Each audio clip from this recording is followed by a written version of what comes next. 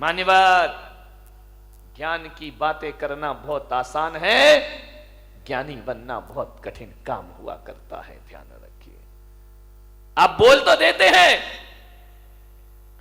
कि बच्चा ऐसा नहीं करना, बेटा ऐसा नहीं करना, वही काम जब आप करते हैं, ध्यान रखिए, ये जो कैमरा लगा हुआ है ना चैनल का, ये मुझे देख रहा है, ध्यान रखना। आप मुझे सुन रहे हैं, ये मुझे ये सुन नहीं रहा, ये देख रहा है मुझे।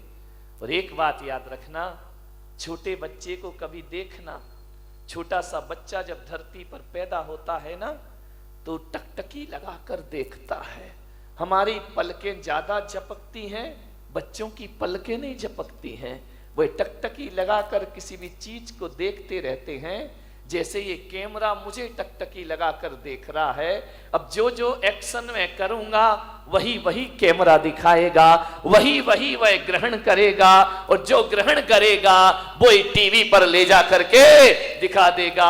तो बच्चे की आंख भी एक कैमरा ही हुआ करता है, और जो जो सुबह शाम आप करते हैं बच्चा रिकॉर्ड करते जाता है, और जो बच्चा रिकॉर्डिंग करता है वही बच्चा दुनिया के सामने वैसा प्रस्तुत हो जाया करता है। आप सोचते हैं कि हमारा बच्चा बुढ़ापे में बड़े होके हमारा सम्मान करे, तो मेरा निवेदन है आज से ही अपने घर में बड़ों का सम्मान शुरू कर दीजिए। जो आप करेंगे बच्चा वैसा ही करेगा, ध्यान रखना। अलग से नहीं सीखेगा, तुम्हारे घर की बातें सीखेगा। अमेरिका के राष्ट्रपति हुए अब्राहम लिंकन, उन्होंने अपने बच्चे को एक स्कूल में दाखिला कराया, एक स्कूल में एडमिशन कराया, और जैसे ही पहले दिन बच्चा स्कूल में गया, अब्राहम लिंकन ने अपने बच्चे के साथ एक पत्र लिख करके भेजा कि ये पत्र तुम अपने क्लास टीचर को दे देना, और पढ़ने से पहले ये खत उनके हाथ में जरूर पहुंचाना। बच्चा गया स्कूल, जैसे ही क्लासरूम में पहुंचा, क्लास टीचर आए, बच्चे ने कहा कि गुरुदेव सर, ये पत्र मेरे पिता ने आपके नाम लिखा है। होश उड़ गए टीचर के कि राष्ट्रपति का बच्चा और मेरे नाम पत्र। उसने पत्र खोला, पत्र में लिखा था, आदरणीय शिक्षक महोदय, मेरा आपसे एक विनम्र निवेदन है कि आज मेरा बच्चा पहली बार स्कूल में आया है, और मेरे बच्चे को आप अच्छी शिक्षाएं प्रदान करना।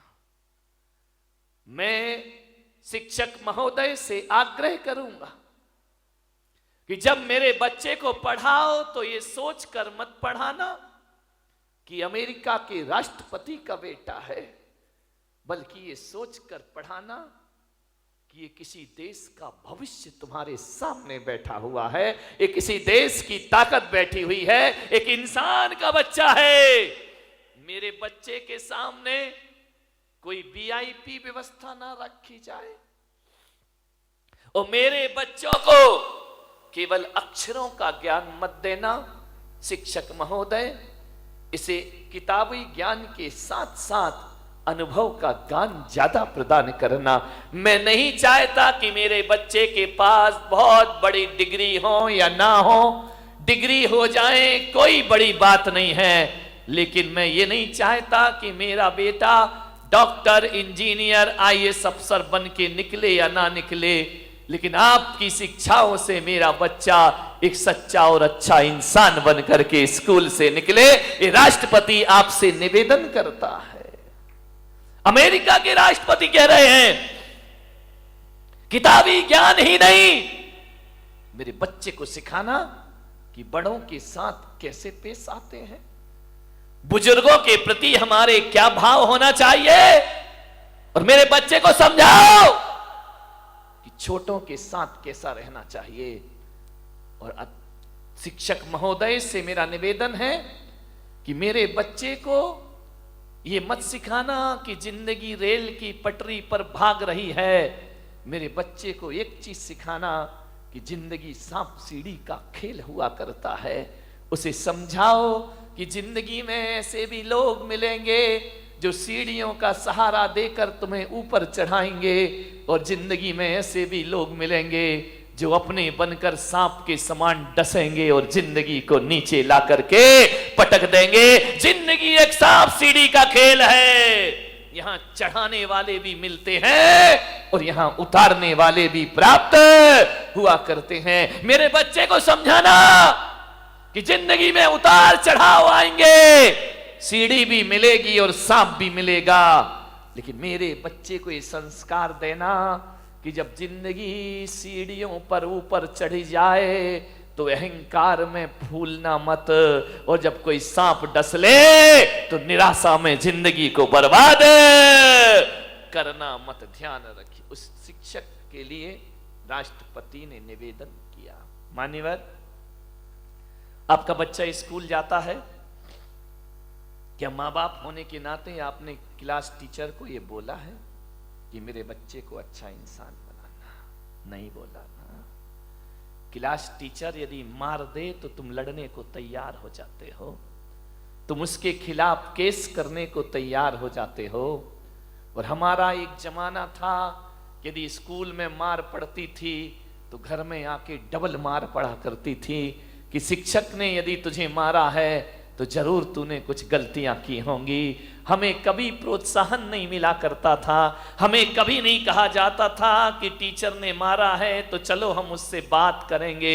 उन्होंने कहा तुमने गलत काम किया होगा इसलिए गुरु ने तुम्हारी पिटाई की। और जब हम रोते रोते घर आ जाते थे तो हमारे माता पिता कहते थे कोई बात नहीं है, गुरु ने मारा है ना, अरे मार पड़ेगी धम धम और विद्या आएगी छम छम। ध्यान रखिए बेटे, ये गुरु का डंडा नहीं है, ये तेरी बुराइयों पर किया गया प्रहार हुआ करता है। कहां गए वो संस्कार, कहां गई वो शिक्षाएं? विचार करिए। मैं ये नहीं कह रहा हूं कि स्कूलों में बच्चों को नाजायज मारना चाहिए, मैं इसके भी खिलाफ हूं मेरे भाई, ध्यान रखिए। लेकिन मैं आपसे निवेदन करता हूं, शिष्य और सीसी में जब तक डांट नहीं लगेगी, सीसी में डांट, ढक्कन, ढक्कन को डांट कहा जाता है, सीसी में भी डांट होना चाहिए और शिष्य में भी डांट होना चाहिए। शिष्य और सीसी में डांट नहीं लगेगा तो सीसी भी डूबेगी और शिष्य भी डूब जाएगा। ध्यान रखिए। मान्यवर निवेदन करिए, क्या आपने कभी स्कूल में जाकर क्लास टीचर से कहा है? आज हर मां बाप को ये चिंता है कि मेरा बेटा MBA कर ले, मेरा बेटा डॉक्टर बन जाए, मेरा बेटा अच्छा वकील बन जाए, मेरा बेटा अच्छा बिजनेसमैन बन जाए। कोई मां बाप भी नहीं सोचता है कि मेरा बेटा सच्चा और अच्छा इंसान बन जाए। ध्यान रखिए, मैं आपसे कहता हूं एक सच्चा और अच्छा इंसान 100 इंजीनियर और डॉक्टर से बढ़ करके हुआ करता है। ध्यान रखिए, यदि गलत आदमी डॉक्टर बन गया तो याद रखना वो कभी देश को, समाज की भलाई नहीं कर सकता है। गलत आदमी इंजीनियर बन गया, गलत आदमी व्यापारी बन गया, देश, समाज और परिवार को बर्बाद ही करेगा वो। ध्यान रखिए। आपसे निवेदन है, थोड़ी चिंता कर लिया करो कि मेरा बेटा अच्छा इंसान बने। आज मां बाप को वो चिंता नहीं है, लेकिन हम संतों को चिंता है। इसलिए ज्ञान गंगा महोत्सव में मैंने कहा था ना, मैं तुम्हें भगवान बनाने के लिए नहीं बुलाऊंगा, एक सच्चा और अच्छा इंसान बनाने के लिए तुम्हें यहां बुलाने का मैं प्रयास करूंगा। क्योंकि सच्चा और अच्छा इंसान भविष्य का भगवान हुआ करता है मेरे भाई। जो इंसान नहीं बन पाया वो भगवान क्या बनेगा? दुनिया से भागते फिरते हो, भगवान को तुम क्या पाओगे? ध्यान रखिए। मान्यवर विचार कर, अच्छा इंसान की जरूरत है इस देश को, अच्छे आदमी की जरूरत है इस देश को। तुम्हारे परिवार की खुशहाली के लिए अच्छे बेटे की जरूरत है। ध्यान रखें, पूत कपूत तो का धन संचय, पूत सपूत तो का धन संचय। यदि पूत कपूत निकल गया तो सारी दौलत को बर्बाद करके रख देगा, और पूत यदि सपूत निकल गया, 1 रुपया भी ना दो तो भी लाखों की दौलत कमाकर अपने पिता को दिखा देगा। किसके लिए सोचते हो सब? अच्छा व्यक्ति बनाइए। मान्यवर, शिक्षकों के भरोसे जिंदगी मत काटना। ये वेतन भोगी हैं, इन्हें केवल मार्कशीट पकड़ाना है। इन्हें इससे कोई मतलब नहीं कि तुम्हारा बच्चा कैसा है, क्या करता है। वो तो कहेंगे रिजल्ट अच्छा आना चाहिए, बाकी तुम्हारा जो व्यवहार है वो तुम जानो। इस ध्यान रखना, अक्षरों का ज्ञान देना स्कूल के टीचर का काम है, और अनुभव का ज्ञान देना मां बाप का काम हुआ करता है। वो आपका दायित्व हुआ करता है। आप विचार करिए, गौर करिए अपने बच्चे पर, छोटी छोटी हरकतों पर ध्यान दीजिए। आपकी एक साधना है,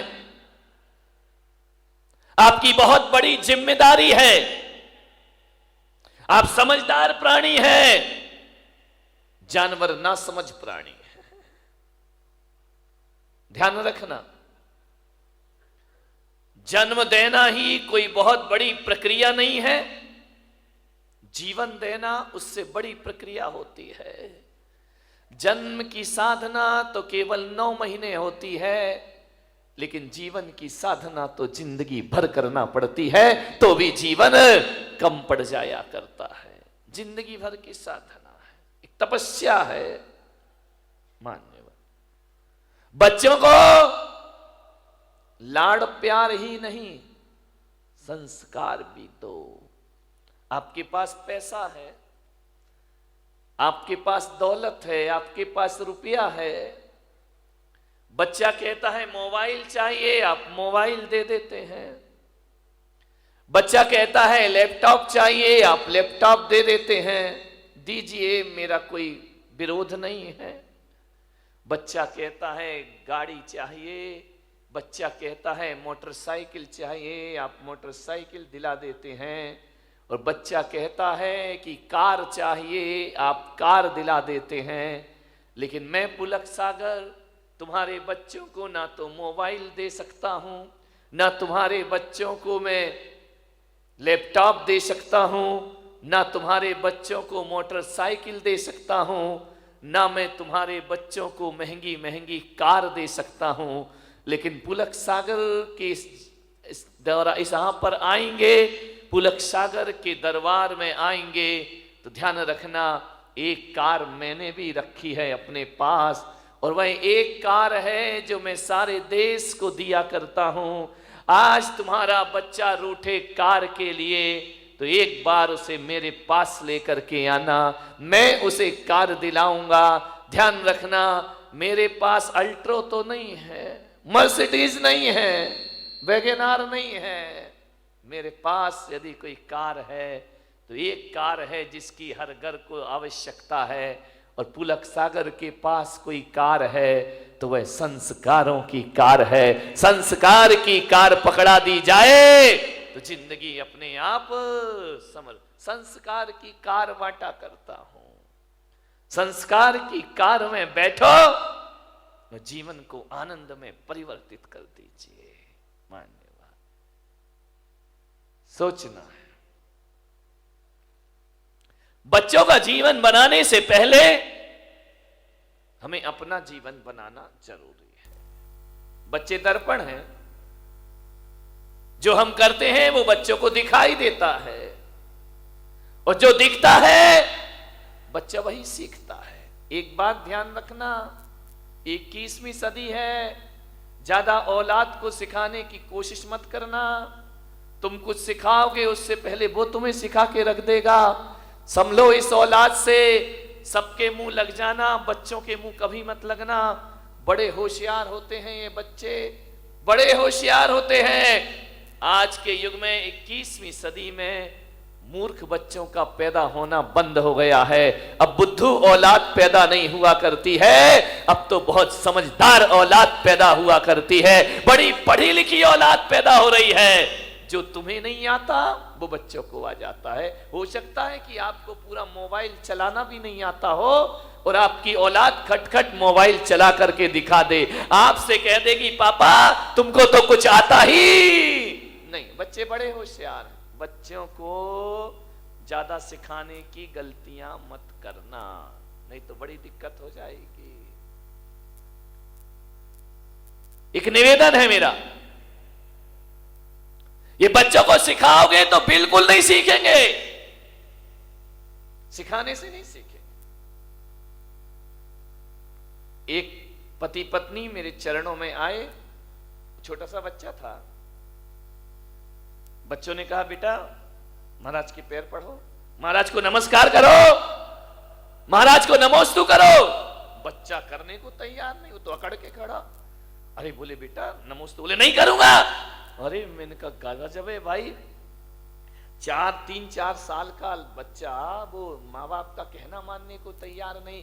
बोले बेटा ऐसा नहीं है, गलत बात, बहुत गंदी बात है, महाराज हैं इनको प्रणाम करिए, इनको नमस्कार करिए। बोले नहीं करूंगा नमस्कार। अरे तो बच्चे माँ बाप बड़े शर्मिंदा हुए कि यार महाराज हम करें क्या, ये झुक ही नहीं रहा है। मैंने कहा ऐसे नहीं झुकेगा, ये 21वीं सदी का औलाद है, ऐसे झुकने वाला नहीं है, तुम्हारा तरीका गलत है, बच्चा तो अभी झुक जाएगा।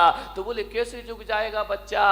मैंने कहा बच्चे के उसने क्या किया, उसकी माँ ने बच्चे की गर्दन पकड़ी और जबरदस्ती मेरे पैरों पे रख दी। बच्चा गर्दन उठाए जा रहा है, माँ बाप गर्दन दबाए जा रहे हैं। मैंने कहा रुको, बहुत गलत तरीका, ऐसे बच्चा प्रणाम नहीं करेगा। छोटा सा था, 3 साल का होगा, 4 साल का।